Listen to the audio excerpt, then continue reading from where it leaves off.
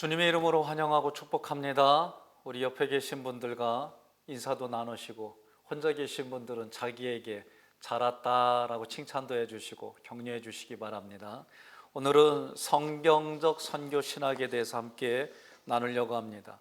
선교학에 관련된 전 연구의 영역을 선교 신학이라고 말합니다. 그러나 좁은 의미의 선교 신학은 선교학에 포함된 여러 과목들 가운데 하나입니다. 마치 종합대학교의 단과대처럼, 그래서 그렇게 여러분들이 이해하시면 되겠습니다. 그래서 선교학의 전체를 말한다면 거기에 선교 신학 이렇게 생각하시면 좋을 것 같습니다. 선교학에 있어서 선교 신학은 성경적 선교 신학을 말합니다. 다시 말하면 성경을 근거로 해서 여러분들이 접근하면 되겠습니다.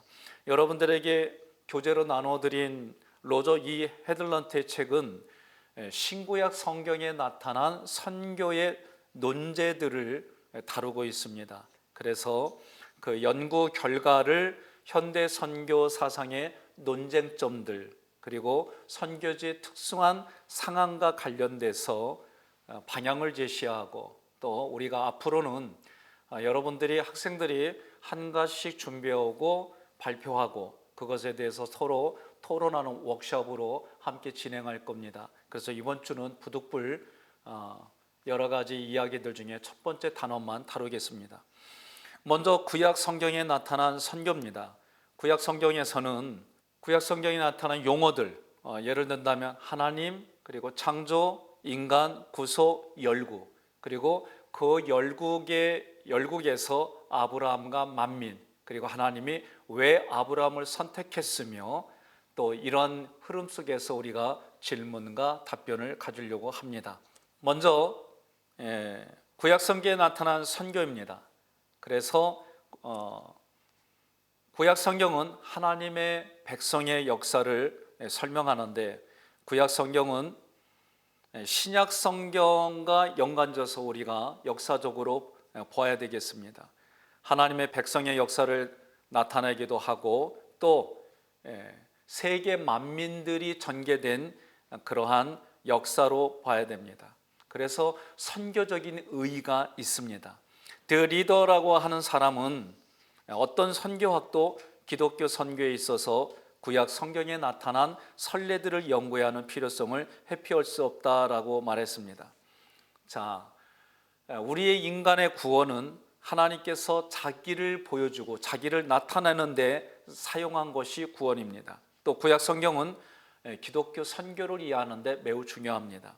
구약 성경에서 서두에서 말씀드렸던 것처럼 하나님, 그리고 하나님이 창조한 세계, 그리고 그 속에서 만물의 영장인 인간, 그리고 그 인간이 타락해서 구원해 주시는 하나님의 역사, 구속을 말하고, 그리고 열국을 다루려고 합니다. 먼저 하나님이란 단어에서 구약 성경은 하나님은 어떤 분일까? 하나님은 이런 분이다라고 하는 속성들을 우리에게 보여줍니다. 오늘날 선교에 있어서 논쟁의 하나는 하나님 위에의 다른 신들에 관한 문제입니다. 타종교에 있어서 신의 개념, 그리고 구약 성경은 그것을 어떻게 다루고 있는가, 또 열국의 신들은 무엇인가, 그들은 참되고 대체 가능한 계시의 원천들인가, 이 논쟁이 세계 종교에서 다루는 논쟁들입니다. 저는 선교학을 이야기를 하면서 성경에 나타난 하나님의 의도, 성경의 문자가 아니라 그 내면의 하나님의 의도를 종종 말씀을 좀 나누려고 합니다. 자, 여호와 이방 신들 사이의 투쟁은 이런 논의를 통찰하게 됩니다. 그래서 하나님에 대한 단어가 여러 가지로 표현됐는데, 이것은 여러분들이 나중에 각자 준비해 주시면 좋을 것 같아요. 자, 성경에서 이방신에 대해서는 아무것도 아닌 존재, 그래서 사람이 만들어낸 창작물로 이야기합니다. 두 번째로는 여호와는 약속의 땅을 정복함에 있어서 원주민들을 진멸하시는 심판의 하나님으로 이스라엘에 계시되었습니다. 그래서 가나안 족속의 종교는 성경적 신앙과는 양립할 수 없는 세계관을 포함합니다. 전혀 다른 성질을 가지고 있습니다. 저는 제 개인적으로 성경 속의 원주민들이 가지고 있는 신은 사람이 자기의 유익을 위하여, 자기의 행복을 위하여 만들어난 사람의 창조물이다, 이렇게 저는 말씀을 드리고 싶습니다. 자, 두 번째로 창조라고 하는 이 단어는 하나님의 사역입니다. 창조는 하나님의 사역입니다. 성경을 보면 하나님의 사역을 위임받아서 아담이 이름을 지었죠. 하나님이 그것을 맡겨주신 거죠. 지금에 와서 하나님이 우리에게 맡겨주신 게 뭐예요? 선교예요, 한마디로. 또 선교와 전도는 조금의 개념이 다르지만 같은 급으로 여러분들이 생각하시면 좋겠습니다. 하나님에 의한 창조는 오직 한 인류만이 존재한다는 사실을 의미합니다. 성경이 시작되는 곳에서 출발함으로 우리는 올바른 전망을 가질 수 있습니다. 하나님은 그의 형상대로 인간을 창조하셨기 때문에 인간은 창조의 능력을 부여받게 되었습니다. 자, 그 다음 이제 구약성경에서 중요한 인간입니다. 인간에 관한 성경적 교리는 복음을 올바로 이해하려면 매우 중요합니다. 그래서 하나님이 만드신 인간, 그리고 그 인간이 첫 번째 아담이 하나님이 만드셨죠. 그리고 그 아담이 타락하고 다시 회복되어지고, 오늘 우리에게 구원과 구속사는 다른 말로 말하면 하나님이 만드신 창조물로 회복되는 거예요. 그래서 모든 인간은 다 같이 비천하며 구원을 필요한다, 전적인 타락을 말합니다. 창조주의 형상을 지닌 존귀하고 가치 있는 피조물로서 성경적인 인간 평가는 억압적인 종교적 사회적 제도의 희생자들에게 복음을 전달된다. 다시 말하면 하나님을 떠난 인간에게 구원이 필요하다, 복음이 필요하다, 그 얘기입니다. 창조 기사와 인간에 대한 성경적인 설명은 복음 제시를 시작할 수 있는 효과적인 부분이다. 자, 창조 기서는 하나님이 만드신, 하나님이 기뻐하시는, 하나님이 복으로 존재하는 완벽한 환경들이에요. 그것이 타락했기 때문에 회복이 필요하고, 회복시켜 주시면 재창조되어져서 오늘날 우리가 진행한 이런 모든 일련의 과정을 여러분 선교다라고 보시면 좋겠습니다. 자, 이제 구속을 여러분 이렇게 생각하면 되겠어요. 구원하고 구속이 합해진 게 구속이다라고 생각하면 돼요. 구원, 그리고 그 구원을 위해서 하나님이 대가를 치른 구속.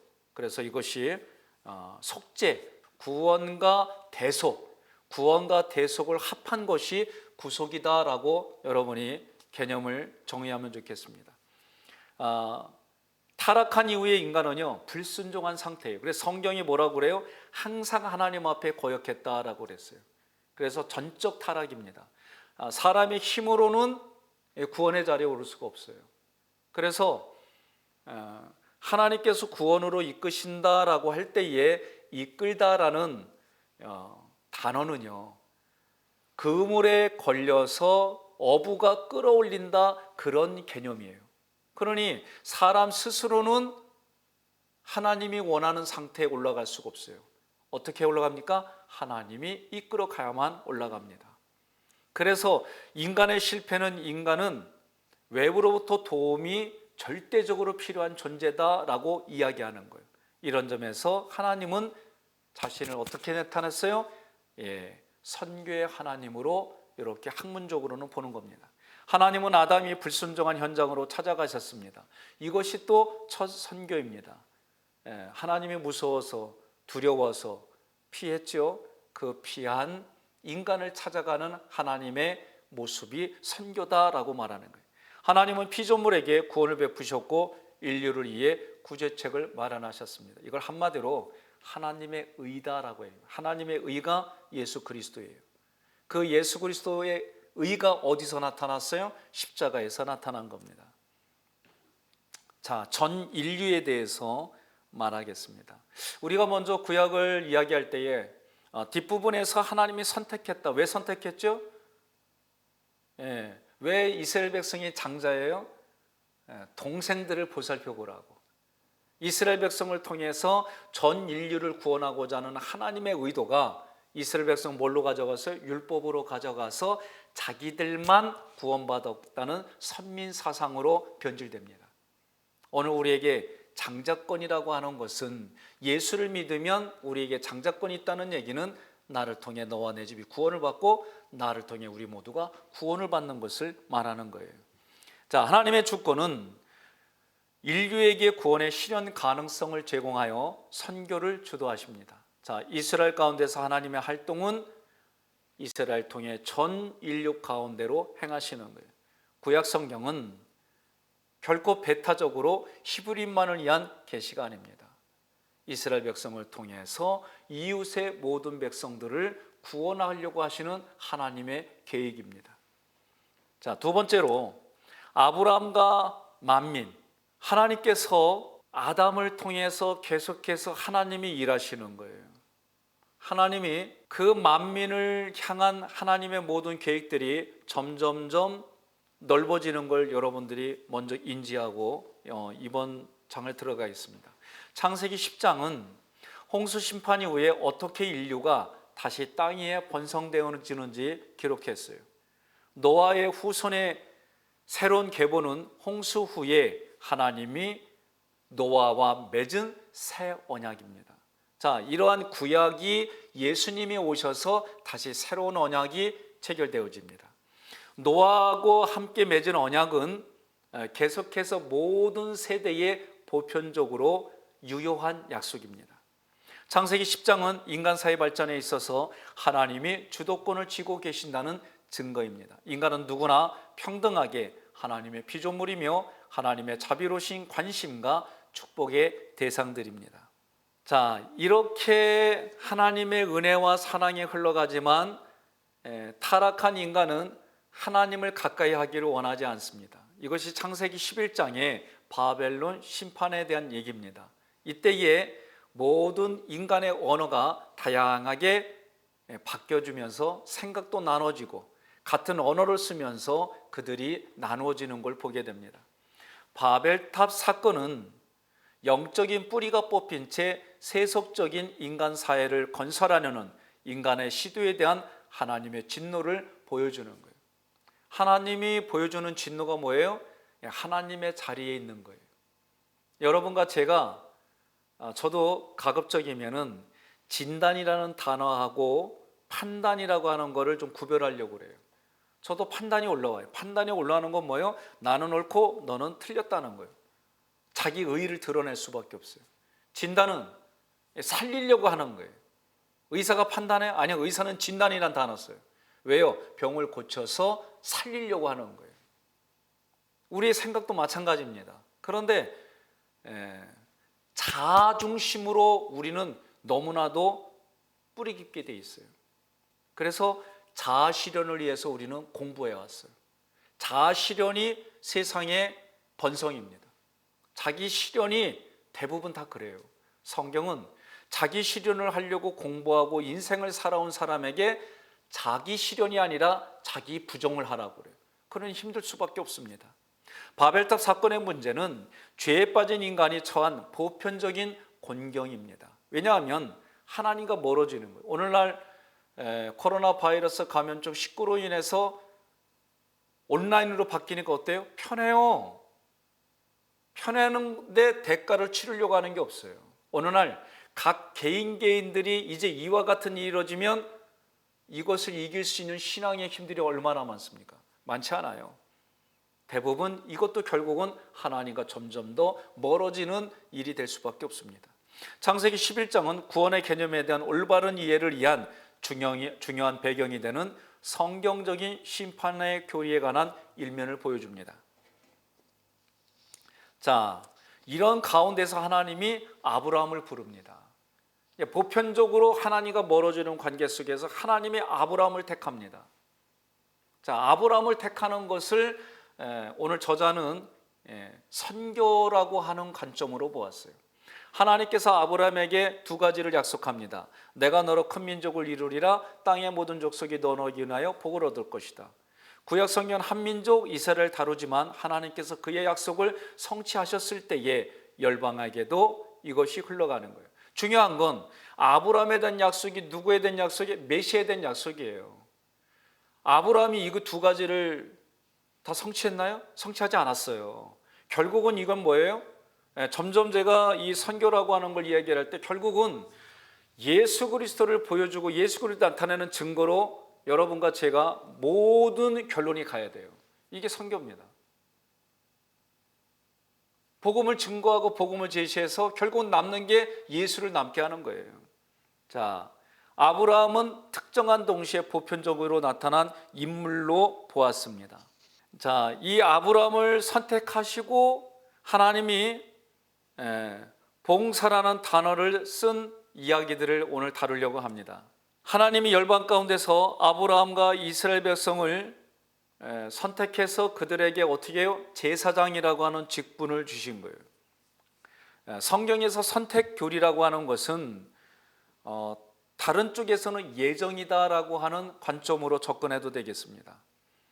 또 선택이라고 하는 부분은 개인적 구원의 문제가 아니라고 한 사실을 불행하게도 이 논쟁은 점점 많은 사람들이 혼란해하고 있어요. 히브리인들이 영원한 운명에 관계된 것으로서 개인의 구원을 이해했는지에 대해서는 분명하지 않다라고 저자가 말하고 있습니다.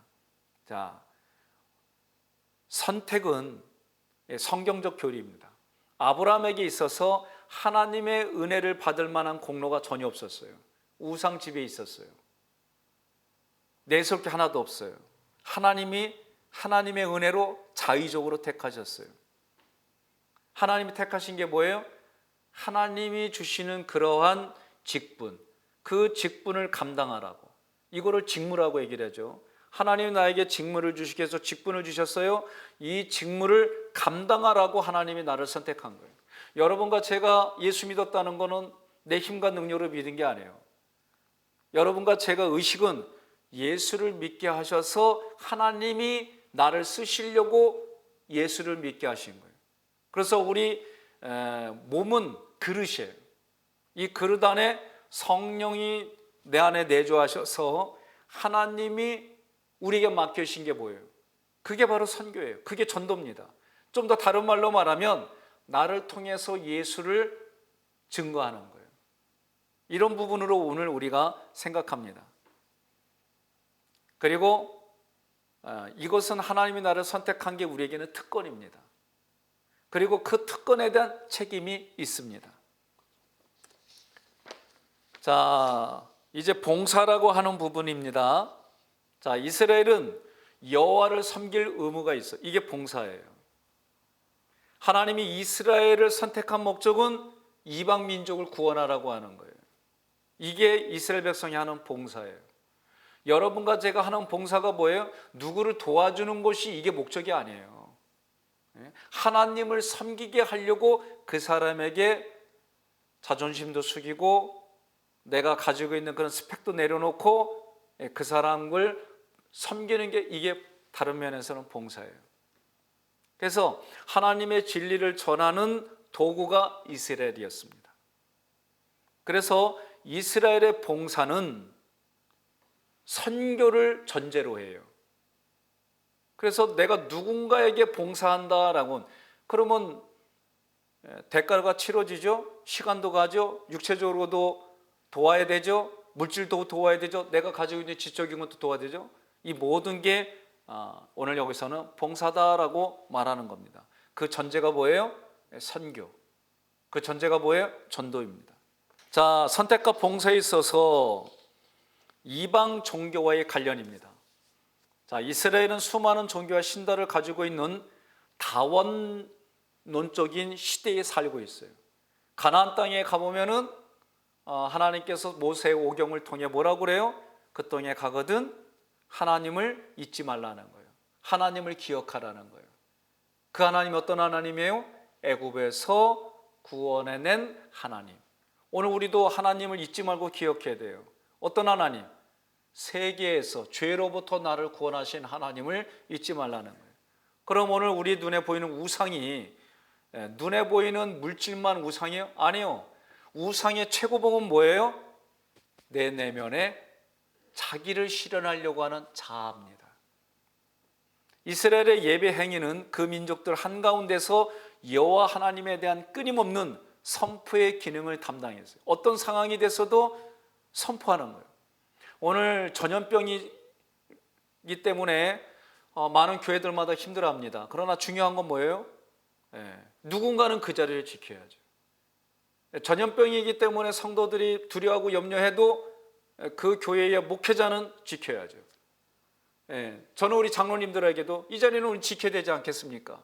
그래서 교회를 폐쇄해서 성도들은 오지 말라고 해도 저희들 예배 드렸어요. 또 나라에서는 예배 드릴 수 있는 기준을 정했죠. 그거 지켜야죠. 전염병 또는 떠나가 있다면 예배 드릴 수 있는, 그럼 우리는 그거를 지킬 수 있는 것들을 내놓게 해줘야 되고 지키게 해야죠. 그리고 하나님께 예배 드려야죠. 자, 이스라엘이 예배 드렸다는 얘기는 다른 사람이 볼 때는 염려와 불안과 두려움으로 볼 거예요. 그래도 우리는 그것을 살아계신 하나님 앞에 진행하는 거예요. 그래서 예배가 결국 다른 사람에게 뭐예요? 예배가 예배답게 하는 것이 선교예요. 구약 성경은 어느 곳에서도 은혜를 전달하는 매개체입니다. 이방 종교들을 묘사하고 있지는 않습니다. 이스라엘의 존재가 선교적 사명입니다. 예배를 드린다는 게 다른 사람들에게는 선교의 사명으로 보여주는 거예요. 자, 마지막 섹터입니다. 여러분들이 이걸 가지고 질문하고 또 여러분들이 궁금한 점들은 제 메일로 보내주시거나 다음 시간에 여러분 현장에서 보았을 때에 이야기하고 워크숍으로 진행될 거 준비해 주시기 바랍니다. 그래서 모두가 이가를 요약을 해가지고 준비해서 만나겠습니다. 또 제가 가나다 순으로 추석부 순으로 발표하게 하고 그리고 서로 그거에 대한 워크숍을 하고 마지막 정리하는 그런 시간으로 앞으로 수업을 진행하겠습니다. 수고 많으셨습니다. 저도 이게 오늘 처음이라 좀 당황스럽기도 하고 익숙하지가 않은데 만약에 또 이렇게 진행되어진다면 더 잘 준비해 주셔서 화상으로 가급적이면 서로가 함께 참여해서 이야기할 수 있고 서로 주고받을 수 있는 그런 기계의 도움을 받아서 수업을 진행했으면 좋겠습니다. 수고들 많으셨습니다. 한 주간 또 승리하세요. 감사합니다.